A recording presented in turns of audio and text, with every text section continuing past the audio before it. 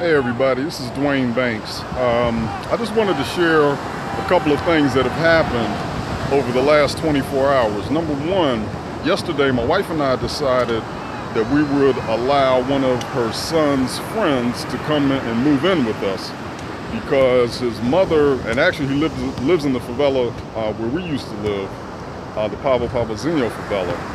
And even though we're no longer living there, he still comes over, he visits, hangs out with Jonathan, plays on their computer, yada, yada, yada. But his mother she drinks like a fish. And when she does, she gets very abusive towards him. And he's come to our house at times with all kinds of cuts, bruises, and all of this stuff from the abuse of his mother. And at first I was like, oh man, that's their problem. I don't want any parts of that. But then I thought, once I got over that emotion, that we could be very easily saving this boy's life by letting him stay with us for a while.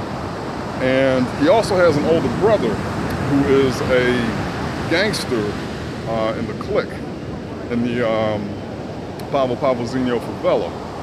And I'm glad the kid has sense enough not to go hang with his brother and those rude boys and get caught up into that life, but rather he just goes out in the streets and just wanders around killing time out there, or he comes to our house.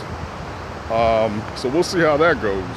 Secondly, about maybe 20 minutes ago, before I shot this video, I went over to the post office at the favela where we used to live, because over the last couple of days something's been telling me, go see if your mail has come that you've been waiting on since last summer. So I went, and it wasn't there. And as I was leaving the favela, I see about 6 or 7 gangsters have an American hemmed up against the wall. And first thing I hear, the American saying, oh, I'm just a tourist, I just want marijuana. And I'm thinking to myself immediately, dumbass, coming up into the favela in the hood looking for some weed. So I intervened, and they had snatched his gold. The guy comes up in the favela with like a Mr. T starter kit, flossing all kinds of gold and jewelry.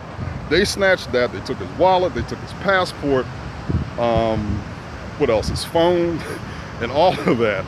So, but I stepped in and I I recognized a couple of the gangsters, and they let me, I told them, I'd take the guy out, and I did manage to get them to give him his, and he had his passport, dumbass.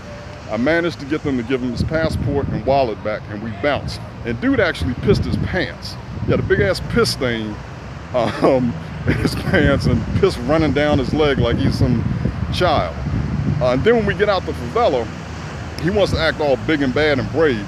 Oh man, that's messed up. If I'd have had my piece, man, I'd have done him like I'd be doing Jersey. I'd have capped them all. I was like, dude, shut the hell up. You're lucky you're alive, and you're lucky I came by there when I did. And it's like they say, God looks out for babies and fools. So apparently there was a reason for me, having these thoughts over the last couple of days to go to the favela and check my mail. And I'm glad I did. So I just wanted to share that with you guys. Tourists, don't go to favelas looking for drugs, all right? Stupid. Stay your asses in the tourist areas. Later.